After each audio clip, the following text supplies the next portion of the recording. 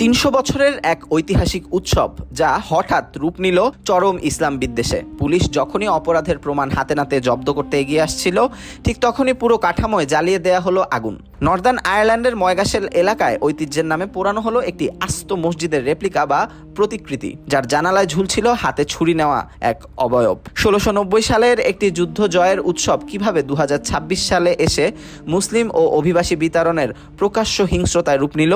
কেনই বা এই ঘটনাকে অ্যামনেস্টি ইন্টারন্যাশনাল একটি ভয়ানক ঘৃণামূলক অপরাধ বলছে? ঘটনাটি বুঝতে আমাদের ফিরে যেতে হবে ১৬৯০ সালে। নর্দার্ন আয়ারল্যান্ডে প্রতি বছর জুলাই মাসে প্রোটেস্ট্যান্টরা মেতে ওঠে 12th of জুলাই উদযাপনে। ১৬৯০ সালের ঐতিহাসিক বয়ানের যুদ্ধে প্রোটেস্ট্যান্ট রাজা তৃতীয় উইলিয়াম পরাজিত করেছিলেন ক্যাথলিক রাজা দ্বিতীয় জেমসকে। সেই থেকে দীর্ঘ ৩০০ বছর ধরে আয়ারল্যান্ডের প্রোটেস্ট্যান্ট বা লয়ালিস্টরা এই দিনটিতে শত শত কাঠের স্তূপ দিয়ে অগ্নিকুণ্ড জ্বালিয়ে উৎসব করে আসছেন। ঐতিহাসিকভাবে এই উৎসবের মূল নিশানা ছিল ক্যাথলিক খ্রিস্টানরা। অতীতে এই আগুনগুলোতে আয়ারল্যান্ডের জাতীয় পতাকা বা পোপের পুতুল পোড়ানো হতো, কিন্তু গত কয়েক বছরে এই দীর্ঘদিনের শত্রুতার ট্রেন্ড হঠাৎ বদলে গেছে। এখন লয়ালিস্টদের প্রধান টার্গেট হয়ে দাঁড়িয়েছে মুসলিম এবং নবাগত অভিবাসীরা।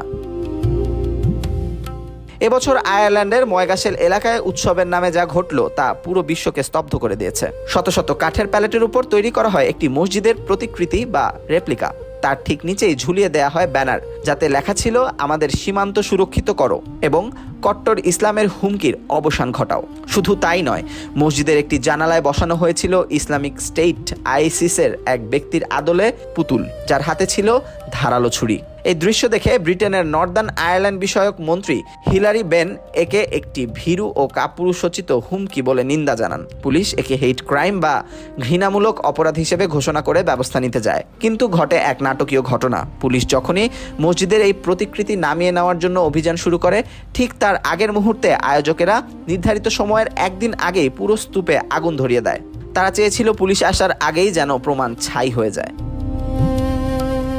এই জঘন্য কাণ্ডের পক্ষে সাফাই গিয়েছে ময়গাশেল বনফায়ার অ্যাসোসিয়েশন। তাদের দাবি, এটি কোনো ধর্মীয় বিদ্বেষ নয়, বরং সরকারের অনিয়ন্ত্রিত অবৈধ অভিবাসন নীতির বিরুদ্ধে একটি রাজনৈতিক প্রতিবাদ। তবে মানবাধিকার সংস্থাগুলো এই দাবি পুরোপুরি প্রত্যাখ্যান করেছে।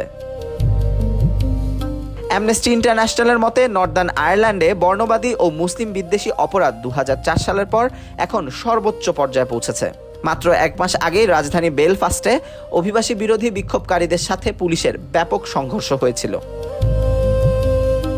ইতিমধ্যে পুলিশ নর্দার্ন আয়ারল্যান্ডের বনফায়ারের ঘটনায় উস্কানি দেওয়ার অভিযোগে ৫৬ বছর বয়সী এক লয়ালিস্ট নেতাকে গ্রেপ্তার করেছে। বেলফাস্ট ইসলামিক সেন্টারের পক্ষ থেকে জানানো হয়েছে, এই ঘটনার পর আয়ারল্যান্ডে বসবাসরত মুসলিম পরিবারগুলোর মধ্যে চরম আতঙ্ক ও নিরাপত্তাহীনতা তৈরি হয়েছে।